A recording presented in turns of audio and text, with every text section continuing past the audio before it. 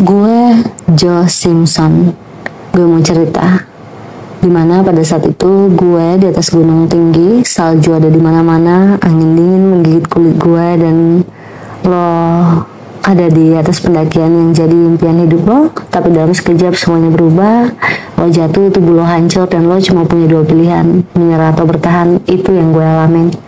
Gue Joe Simpson, seorang pendaki gunung. Tahun 1985, gue dan Simon Yates, partner pendakian gue, mencoba menaklukkan Sierra Grande di pegunungan Andes, Peru, dan pendakian itu seharusnya jadi salah satu pencapaian terbesar hidup kami, tapi yang terjadi adalah salah satu ujian paling berat dalam hidup gue. Sebuah perjuangan untuk bertahan hidup di tengah keputusasaan. Kami memulai pendakian dengan semangat tinggi. Sierra Grande adalah salah satu gunung yang belum banyak ditaklukkan saat itu. Dan kami mengambil jalur yang lebih berbahaya di sisi barat, sebuah tantangan besar bagi dua pendaki muda seperti kami. Hari-hari awal pendakian berjalan lancar, berhasil mencapai puncak setelah melewati jalur salju dan es yang menantang. Rasanya seperti berada di puncak dunia. Tapi masalah dimulai saat perjalanan kami turun. Saat kami turun dari puncak, cuaca berubah drastis, hujan salju deras membuat pandangan kabur, dan jalur sangat licin. Di satu momen, kaki gue terpeleset di atas es dan gue jatuh dari ketinggian. Perasaan gue saat itu, gue gak bisa lupain. Gue seperti dilempar oleh alam. Jadi ketika akhirnya gue berhenti jatuh, rasa sakit di kaki gue luar biasa. Ternyata tulang paha gue patah. Dan gue tahu itu artinya gue gak bisa berjalan.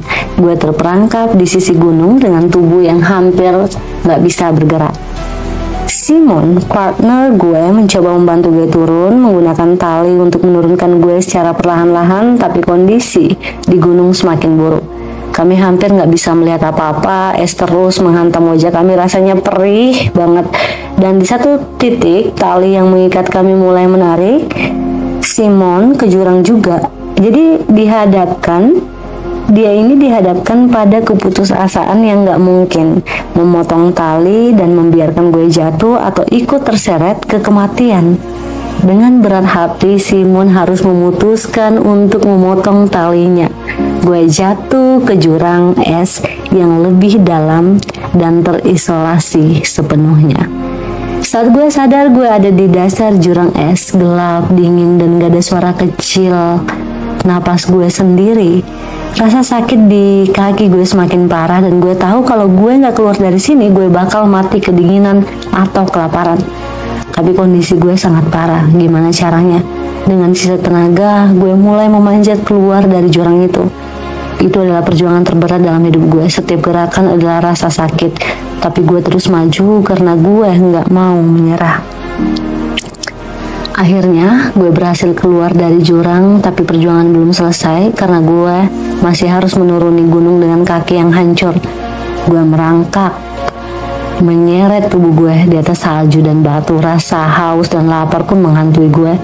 Selama 3 hari gue terus bergerak meskipun tubuh gue hampir menyerah. Gue kehilangan rasa di kaki, tangan gue penuh luka, dan setiap napas adalah perjuangan. Tapi di kepala gue ada satu hal yang terus gue pikirkan, gue harus bertahan. Di hari ketiga gue akhirnya mencapai base camp kami. Gue nggak tahu apakah Simon masih di sana atau dia sudah pergi mengira gue mati. Tapi gue berteriak sekuat tenaga yang gue punya, memanggil namanya. Simon.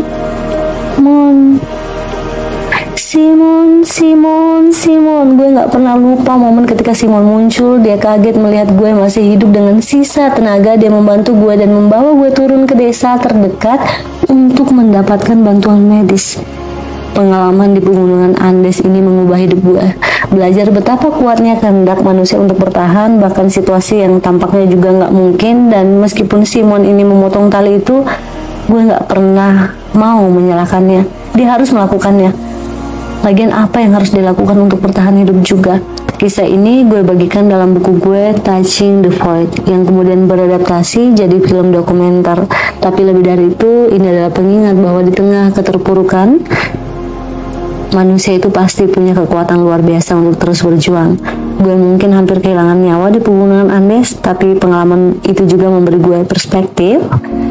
Tentunya baru tentang hidup. Kalau lo lagi menghadapi rintangan besar, ingat bahwa lo lebih kuat dari yang lo kira, karena situasi terburuk sekalipun selalu ada harapan untuk bertahan.